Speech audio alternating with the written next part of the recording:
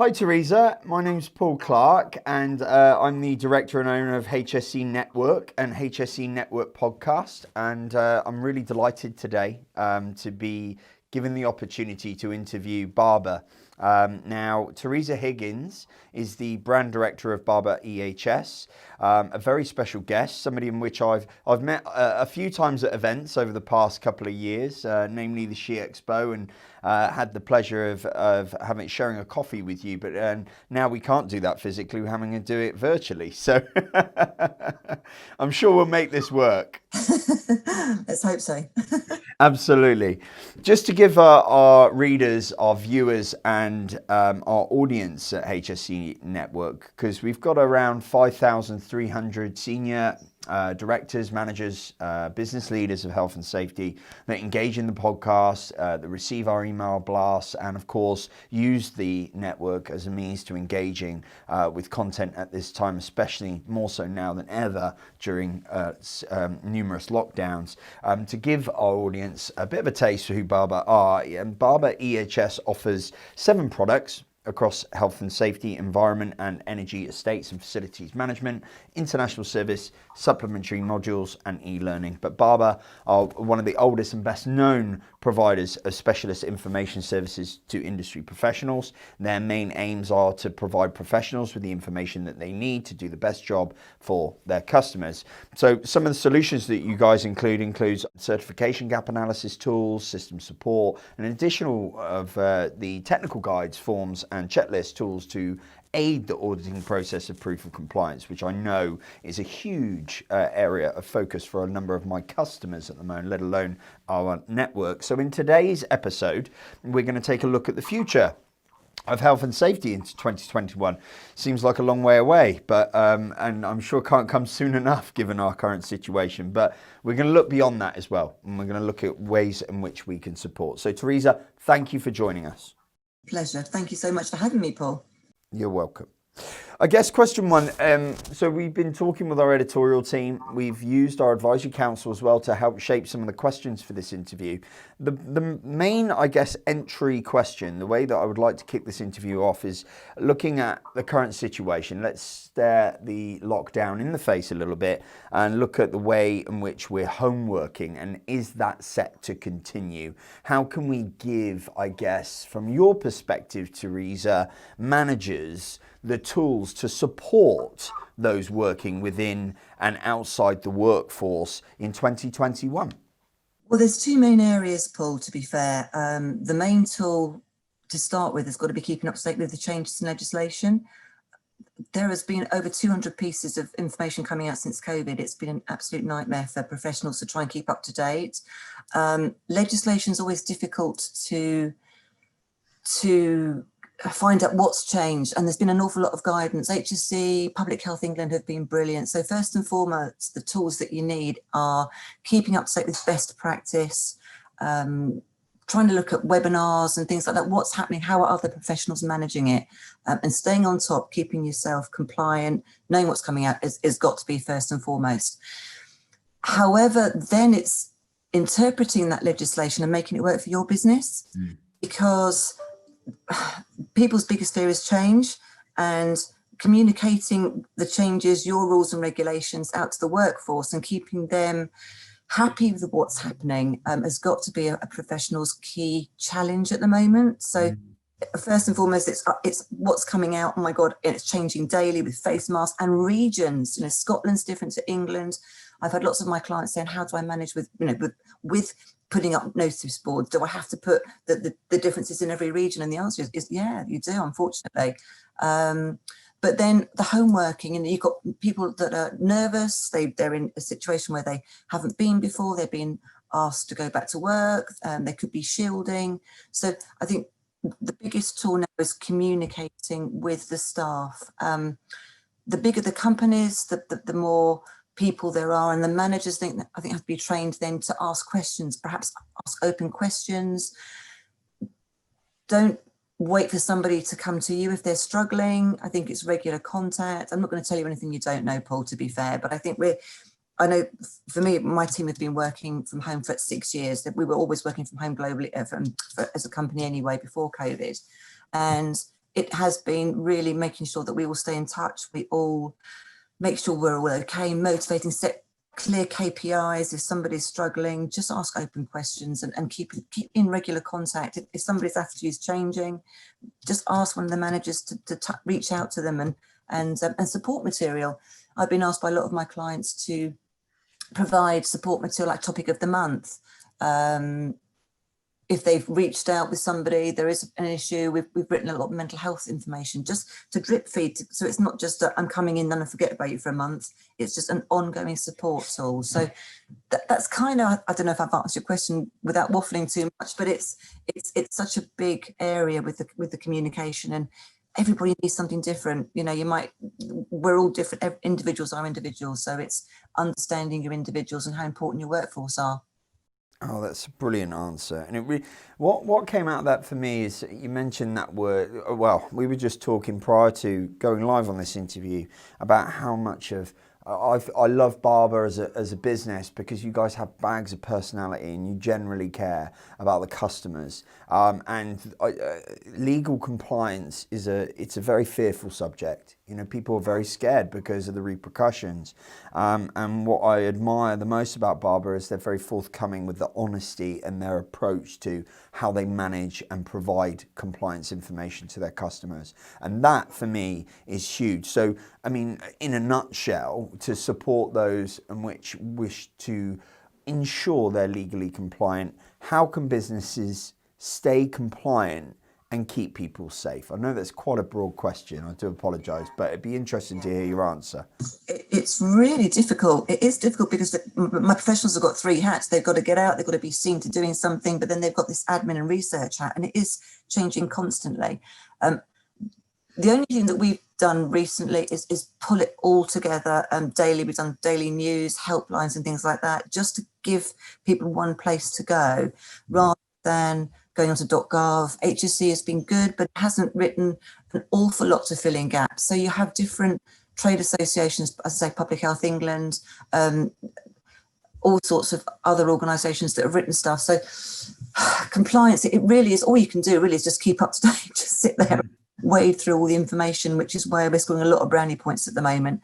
What we've also done is try to make sense of it. So my editors have tried to put a best practice like technical toolbox talks, technical guides, directors briefings and things, so that it's a quick, sharp piece of information to read that will put it into layman's terms rather than all the legalese.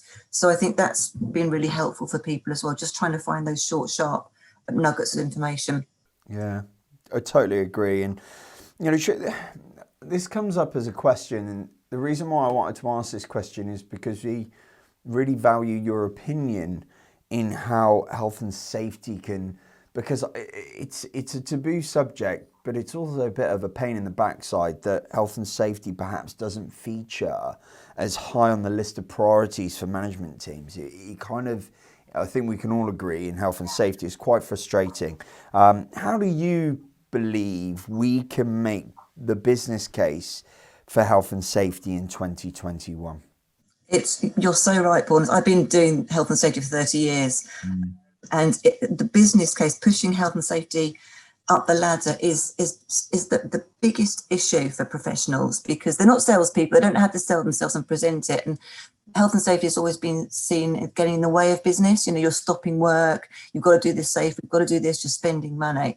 And of course, the KPIs have always been on accidents. So the less accidents you have, actually, you're looking good. So why do you need more support? Why do you need more money? Why do you need more help? So it's actually a double-edged sword, isn't it? The better you get it if KPIs are accidents.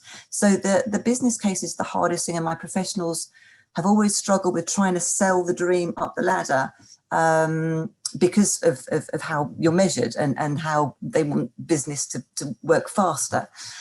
Actually, it's really interesting because so many of my customers move on because they sold the dream at an interview, then they're not given the support, and then they move on. The recruitment's huge in health and safety. Yeah. But COVID suddenly has given this platform to, like, oh my God, the company can't work without a health and safety professional. So unfortunately, the pandemic has brought opportunities for my professionals, and suddenly the business can't open, whether it's a small company and it's a health and safety professional and an FM, but now we've got to look at travelling to work, reopening of offices, closing them down, risk assessments, home working. There's all sorts of, suddenly, you know, if we don't get this right, the company won't be productive. So it's flipped on its head. The only thing I'd say is crowbar in, while you're on this platform, some normal day-to-day health and safety KPIs, because when COVID goes, hopefully won't be too long, is that we don't want to go back down the management ladder. We've got this springboard to say we need this, the value, there is a quantifiable value to health and safety now for a business, for that CEO. So while we're up there, just weave in some day-to-day Oki health situations, align with the business. I find my most successful health and safety professionals, they align with the business KPIs and try and crowbar the health and safety initiatives and align with that. They talk the talk, they use the same language. There's so many statistics out there now for the mental health and well-being. A happier workforce is more productive. So use those statistics to actually spin it on its head and present a business case to the value of the company for what health and safety brings, if that makes sense. Rather than saving time, they'll say, well, I pay you anyway. You know, it's going to save me time. I've got to do this. I'm an admin. Well, I pay you for your work. So if you use that, in fact, I was talking to a client yesterday and we were looking at how we could present health and safety as an opportunity, not just in the COVID, long term, so that we don't, as I say, go back down that management rung. I'm writing that down. It's brilliant. Present health and safety as an opportunity.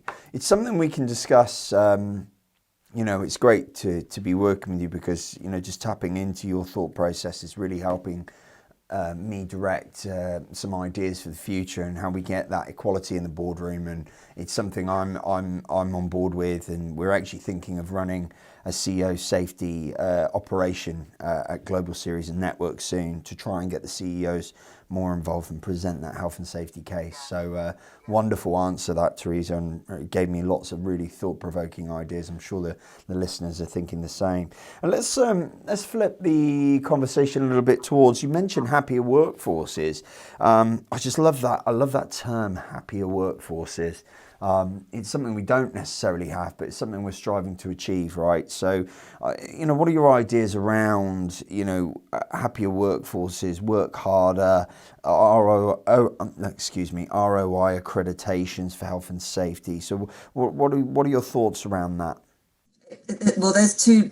The accreditations is different to the healthier workforce, happier workforce. So it's quite interesting.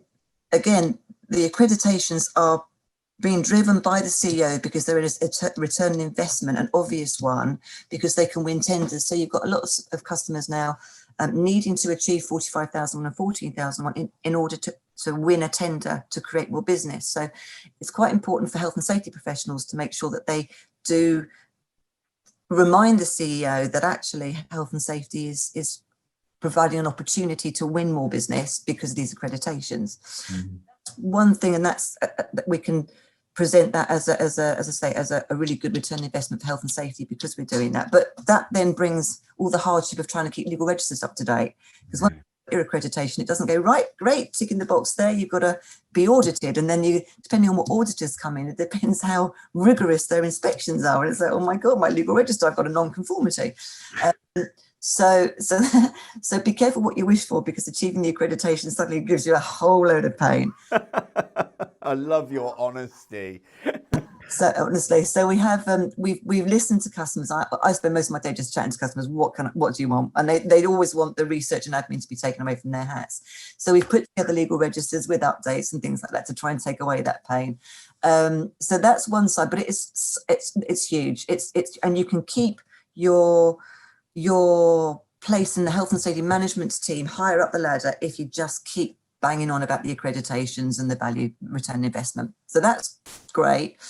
Then the other side is on the workforce. It's been proven there are so many stats. As I say, there's so many reports out there that if somebody is motivated and happy, they will work harder. Now, working harder might not be doing a 5-day week, because there's an awful lot of chat about doing a 4-day week. But actually, we know that the stats from a couple of companies that I've spoken to, they're getting 1 or 2 hours a day more out of each employee by home working. So now the trick is to manage that so we don't get burnout. So again, it's a real keep an eye on everybody. How can we get the most from them without going over and then getting burnout and then, you know, going up like that and then coming down again? And that's the communication, the soft skills to keep your workforce happier. And I'm assuming that's something you guys at Barbour provide, you know, being able to provide those sort of training on soft skills for HSE leaders to better communicate to their peers and their bosses. People need to feel they're supported, and not too much because they don't want to read a great deal, but if you've got a little employee fact sheet, because it's getting the right message to the right person. So your accreditations is great to go up the ladder and sell the return on investment up there and the managers, and they can all see it. But actually the employee doesn't see that. That's not a return on investment for them. So if we can get a little employee fact sheet rather than a director's briefing, then sending out a little topic of the month or us giving health and safety professionals the material so that they can learn and help support soft skills, that will then help them to engage with the workforce, to send out relevant information to them so they feel loved and supported while working at home. Yeah. Wonderful answer. Wonderful answer. It's lovely to get under the bonnet a little bit of Barbour because, you know, when you check out, you guys do so many things. You know, there's quite a plethora of different solutions that you offer. And it's so nice to have this opportunity to get under the bonnet and learn from you exactly how you can support right now. I think what we've done over the years is we've learned that people don't want a reference library. The reference library is the tick in the box to keep the accreditations, to keep the company compliant. But and holding tools, the supporting the workforce, the changing the culture and behaviour of people is actually taking more time and effort, and it's the day-to-day job.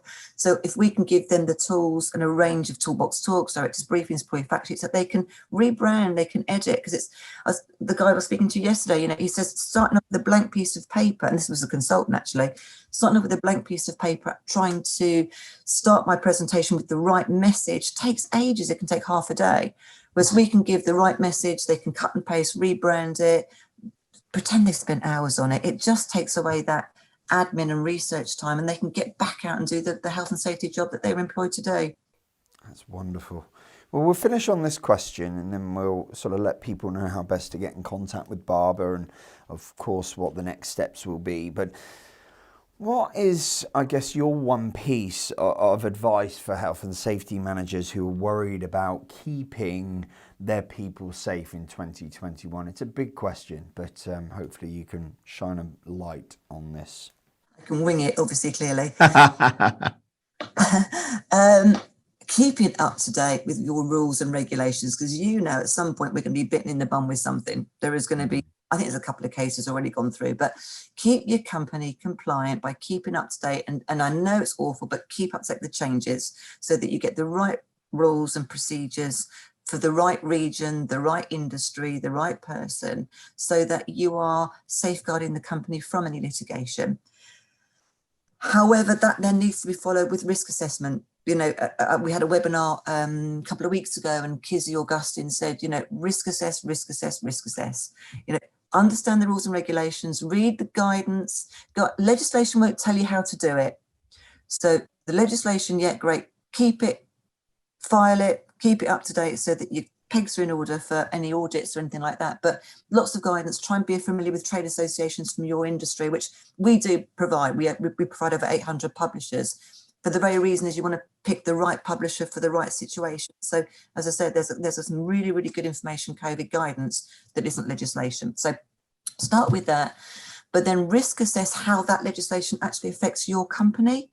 And if you get the right risk assessment, communicate it out, let people understand what their roles and responsibilities are in that risk assessment, then you have covered all the angles you can do as a health and safety professional or an FM professional to cover all bases. Now, even if you get that risk assessment wrong, and even if something happens, because we can't, you know, it's changing daily. So we risk assess, we do everything we can, we go out, we see how it affects our company. If we get it wrong, at least we can prove that we did something. There was a documentation that says we did our best to make sure that didn't happen, and risk assess it's got to be the way forward. And we love risk assessment. Oh my God, we're British. You know, my risk assess webinars are, you know, thousands. Oh my God, that's old chestnut. You know, really? They are so well populated. So do you know what? We've got our opportunity to risk assess. Come on. Oh, I love it. I love it. Well, that is awesome. Some really great topics and some great content there for our viewers. And I'm absolutely delighted. This has been one of my favourites, I'm not going to lie, because it's just given me a lot to go. You said you're winging it. I'd hate to see what you come up with when you're prepared. It's absolutely superb. And I know Kizzy really well. So Kizzy's a big supporter of our events and HSE Network as well. So it's nice to, it's quite a tight-knit community really, especially in the UK. Everybody knows everyone. Yeah, because Simon was great as well. Simon, Joyston Beccal was, it was really, really good. And he agreed, you know, so he said, just cover your back, risk assess, but keep up to date with the legislation. So yeah, double-edged sword there. I love it. Love it. Well, I think that's all we got time for today. And you're on LinkedIn, so Teresa Higgins, Brand Director at Barbour EHS. Feel free to connect with Teresa on LinkedIn. But this has been an absolutely wonderful interview. Thank you ever so much for being involved. Thanks for your support of Barbour. And like I say, if any of these particular areas are of interest to you, or if there's any sort of bells been rung as a result of the conversation with me and Teresa today, feel free to reach out to me directly. That's Paul Clark from HSE Network and HSE Global Series, and we can connect you in with Teresa and her team to learn a little bit more on how they can support. Been an absolute pleasure, Teresa. Thank you for joining us on HSE Network today, and we'll see you again soon. Thank you so much. Bye. Bye.